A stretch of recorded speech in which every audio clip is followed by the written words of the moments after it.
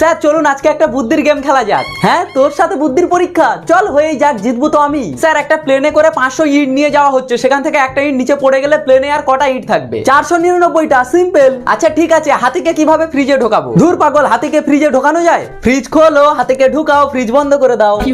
আচ্ছা স্যার জিরাফকে কিভাবে ফ্রিজে ঢুকাবো? ফ্রিজ খোলো, জিরাফকে ঢোকাও, ফ্রিজ বন্ধ করে দাও। না স্যার ভুল উত্তর, ফ্রিজ খোলো, হাতিকে বের করো, জিরাফকে ঢোকাও, তারপরে ফ্রিজ বন্ধ করো। সেটা শোনার আগে আগামী 3 দিনের মধ্যেই তুমি রাস্তায় টাকা কুড়িয়ে পাবে যদি তুমি এই ভিডিওটা 3 সেকেন্ডের মধ্যেই লাইক করে চ্যানেলটা সাবস্ক্রাইব করে দাও। 3, 2, 1, go! আচ্ছা স্যার জঙ্গলে সিংহের বিয়ে হচ্ছে, সেখানে সব পশুরা গিয়েছে, শুধু একজন যায়নি, সেটা কে? কে হবে? সিংহ নিজেই হয়তো আসেনি। আরে স্যার জিরাফ যায়নি, জিরাফ তো ফ্রিজে বন্ধ, ও কি করে যাবে? বাঘের গুহার সামনে থেকে রূপাকে যেতে হবে, ও কি করে যাবে? ধুর পাগল, কিভাবে যাবে? গেলে তো বাঘ ওকে খেয়ে নেবে। আরে স্যার বাঘ তো সিংহের বিয়েতে গিয়েছে, এমনিই চলে যাবে। তবুও রূপা মারা গেল কি করে? আরে কি করে মরবে? সব পশুরা তো সিংহের বিয়েতে গিয়েছে, তাহলে ওকে কে মারবে? আরে স্যার ওই যে প্লেন থেকে একটা ইট নিচে পড়ে গিয়েছিল, ওটা তো রূপার মাথায় পড়েছে।